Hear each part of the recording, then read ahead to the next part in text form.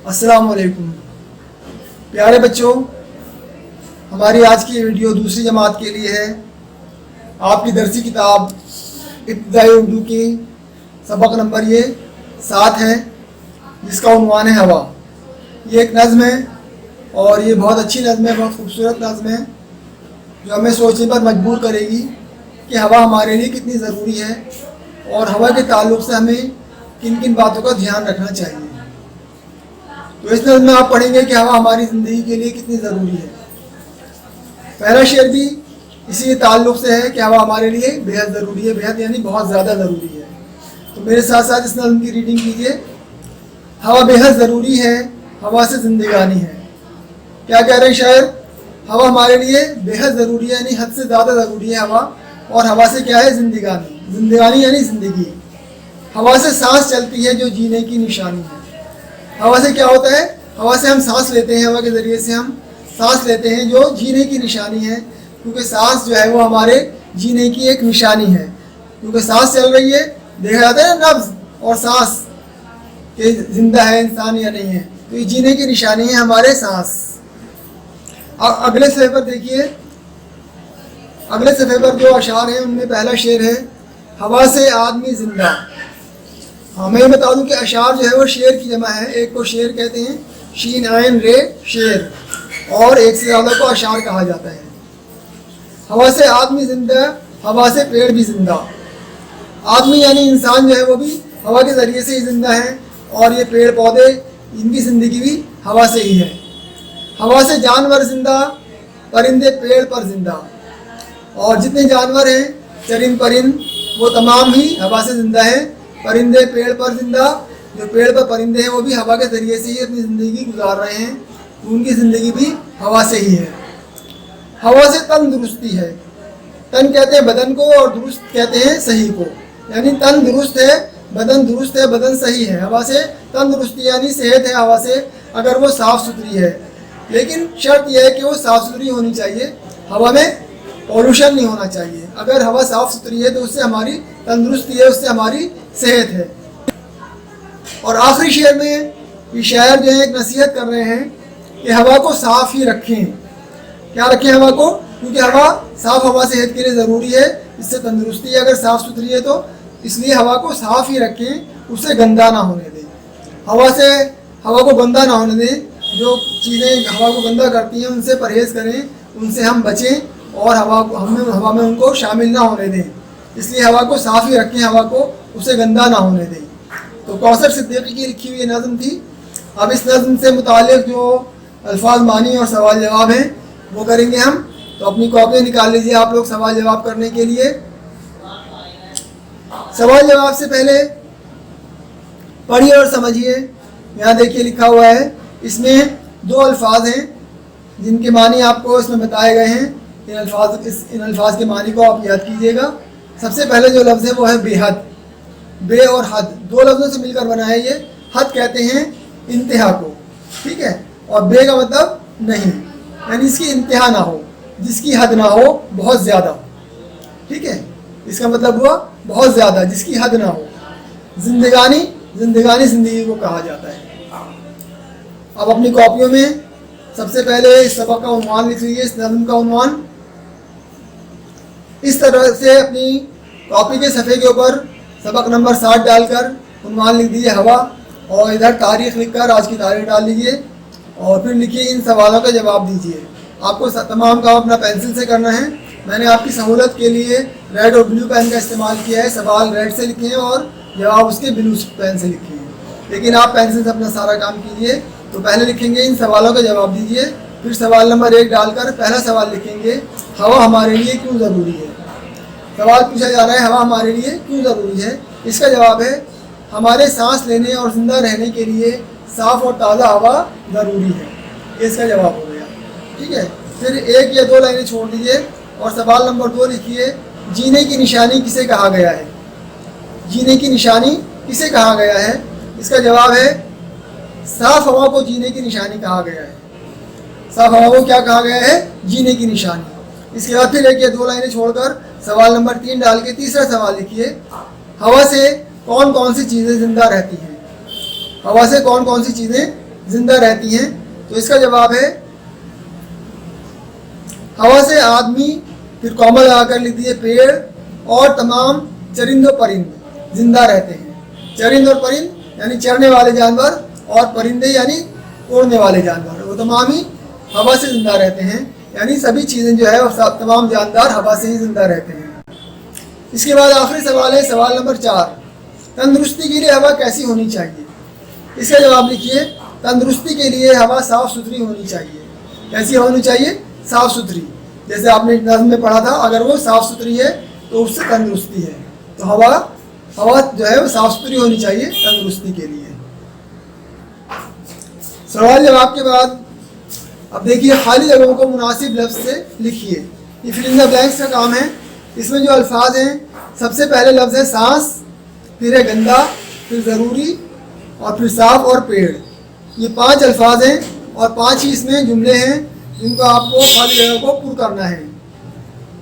इन अल्फाज की मदद से आपको खाली जगह को पुर करना है, यानी खाली जगह को भरना है, फिल इन द ब्लैंक्स। पहला जुमला जो है हवा बेहद, और यहाँ पर खाली जगह छोड़ दी है, इसके बाद में है। तो आप इनमें से देखिए कौन सा लफ्ज़ यहाँ पर आएगा। हवा बेहद, जी शाबाश, ज़रूरी है, तो यहाँ पर आएगा ज़रूरी। हवा बेहद ज़रूरी है। और दूसरा मिसरा है हवा से चलती है। क्या चलती है हवा से? देखिए यहाँ पर, जी शाबाश, हवा से सांस चलती है। तो दूसरा मिसरा जो है हवा से सांस चलती है, यहाँ पर सांस लिख दीजिए आप लोग। तीसरा मिसरा देखें अगले सफ़े पर, परिंदे पर जिंदा। परिंदे कहाँ पर होते हैं? पेड़ पर। जी शाबाश, यहाँ पर लिख दिए पेड़। परिंदे पेड़ पर जिंदा। इसके बाद चौथा मिसरा है हवा को क्या ही रहने दें, क्या ही रखें? हवा को साफ ही रखें। जी शाबाश, यहाँ पर आएगा साफ। साफ लिख दीजिए यहाँ पर, हवा को साफ ही रखें। फिर 5वां मिसरा है इसे ना होने दें। क्या ना होने दें? इसे, यानी हवा को गंदा ना होने दें। तो यहाँ पर गंदा लिख दीजिए, इसे गंदा ना होने दें। हवा को साफ ही रखें, इसे गंदा ना होने दें। ठीक है। अब इसी सफ़े पर नीचे देखिए लिखा हुआ है, हुरूफ को मिलाकर लफ्ज़ बनाइए। एक को कहते हैं हर्फ, और एक से ज़्यादा को हुरूफ कहा जाता है, जिसे हम अल्फ़ाबेट और अल्फ़ाबेट्स कहते हैं। ठीक है। अक्षर कहा जाता है हिंदी में, उर्दू में हर्फ कहते हैं एक को, और एक से ज़्यादा को हुरूफ। तो सबसे पहले जो है वो है, यहाँ पर देखिए लिखा हुआ है हे, फिर वाव, फिर अलिफ। इसको मिलाकर लिखना है, एक लफ्ज़ बनाना है। इससे लफ्ज़ क्या बनेगा? हे वाव अलिफ से हवा। तो यहाँ पर लिख दीजिए हवा। ठीक है। इसके बाद में दूसरा जो वो है लफ्ज़, वो है इसमें स्वाद, अलिफ और फे। स्वाद, अलिफ और फे को मिलाकर क्या बन जाएगा? साफ। शाबाश। तो यहाँ पर इस तरह मिला के साफ लिख दीजिए। इसके बाद में तीसरे नंबर पर है सीन, अलिफ, नून गुन्ना और सीन। देखिए नून गुन्ना उस नून को कहा जाता है, इसमें नुक्ता नहीं होता। ठीक है। तो इसको नून गुन्ना कहते हैं। तो इसको क्या पढ़ेंगे हम? सांस। तो यहाँ लिख दीजिए इसी तरह से सांस। जब मिलाकर लिखते हैं तो इसमें नुक्ता लगा देते हैं, और जब ये अलग लिखा जाता है तो ये नून गुन्ना होता है, इसमें नुक्ता नहीं होता। इसके बाद में देखिए नंबर 4 पर नून, शीन, अलिफ, नून और छोटी ये। तो ये हो गया निशानी। शाबाश। क्या बना ये? निशानी। यहाँ लिख दिए निशानी। इसके बाद पे, रे, नून, दाल और बड़ी ये देखिए मिला के क्या बन जाएगा? सोच के बताइए। शाबाश। पे, रे, नून, दाल और बड़ी ये क्या बन जाएगा? परिंदे। तो इस तरह यहाँ मिलाकर लिख दिए परिंदे। देखिए इसी सफ़े पर आपने अभी ऊपर हुरूफ को मिलाकर लफ्ज़ बनाए थे।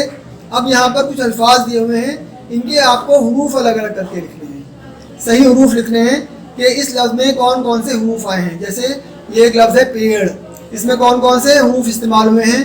ये एक लफ्ज़ बना है पेड़। ठीक है।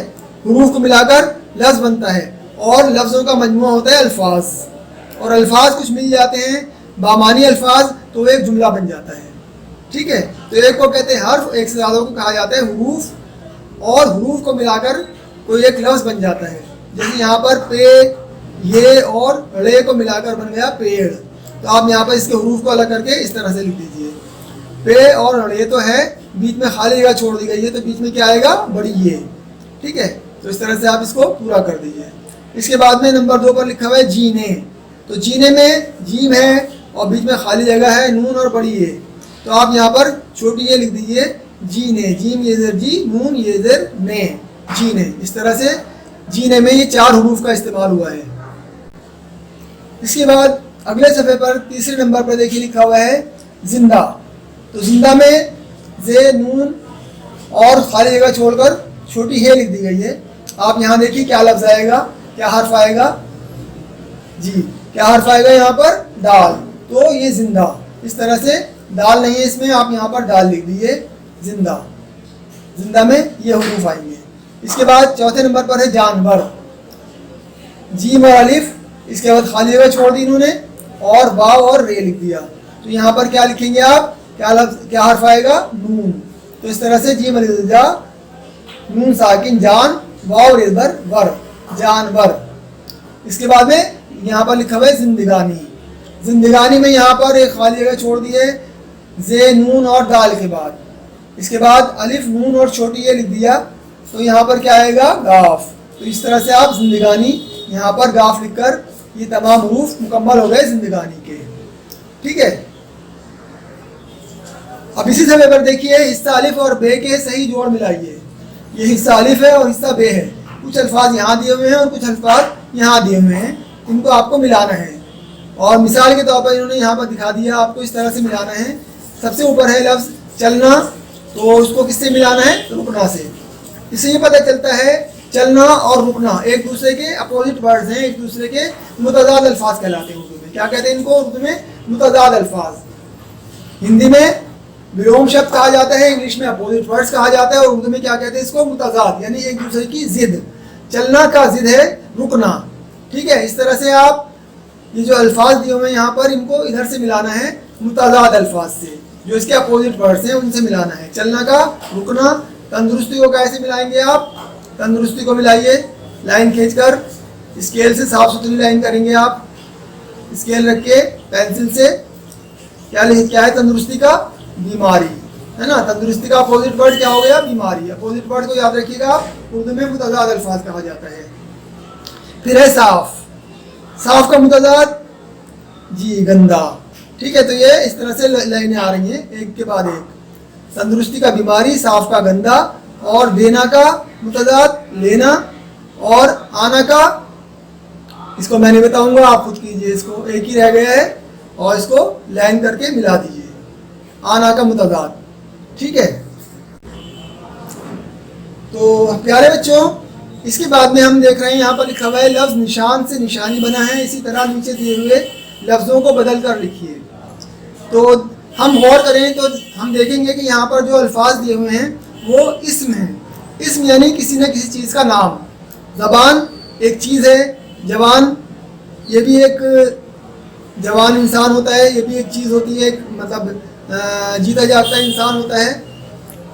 तो यहाँ पर इस्म दिए हुए हैं और ये इसकी सिफात हैं। तो हमको इन इस्म को सिफात से बदलना है, इस तरह से बदल कर लिखना है। ज़बान से ज़बानी, जैसे यहाँ पर इन्होंने मिसाल के तौर पर बताया था निशान से निशानी, इस तरह से हम ज़बान से ज़बानी बना सकते हैं, और जवान से जवानी। तो आप यहाँ पर लिख दीजिए ज़बानी और जवानी। अब अगले सफ़े पर हम देखेंगे, अगले सफ़े पर जो लफ्ज़ है वो है मेहरबान। तो मेहरबान से बनेगा मेहरबानी। इसी तरह आसमान, आसमान से आसमानी, और नादान से नादानी। तो ये इसम से सिफत बन गए। ठीक है। अब इसके नीचे देखिए लिखा हुआ है सोचिए और बताइए जिंदा रहने के लिए हवा के अलावा और क्या क्या चीज़ें ज़रूरी हैं। और दूसरा सवाल है हवा को साफ़ रखने को कहा गया है और किन चीज़ों को साफ़ रखना ज़रूरी है, और किन चीज़ों को साफ़ रखना ज़रूरी है ये बताना है आपको। तो ये 2 सवाल, आप इनके जवाब खुद लिखिए अपनी सोच से, अपनी समझ से। इसके बाद आखिर में एक काम रह जाता है खुशखत लिखना। तो यहाँ पर ये अल्फाज दिए हुए हैं। सबसे पहले जो लफ्ज़ है वो है आदमी। आप इन लाइनों में इस तरह लिखते जाइए पेंसिल से, आदमी आदमी आदमी आदमी आदमी, जैसे यहाँ लिखा हुआ देख रहे हैं ना, इसी तरह से लिखना है खुशखत। खुशखत यानी बहुत अच्छे खत में, बहुत उम्दा, जैसे यहाँ लिखा हुआ है इसी तरह लिखने की कोशिश करें। फिर है गंदा, जानवर, तंदुरुस्ती और जिंदगानी। इसी तरह से आप लोग इस तरह लिखते जाइए और इसको काम को मुकम्मल कर लीजिए। यहाँ पे सबक मुकम्मल होता है। अपनी कॉपी में सारा काम मुकम्मल कीजिए और जो वर्कबुक का काम है वो भी कंप्लीट कीजिए।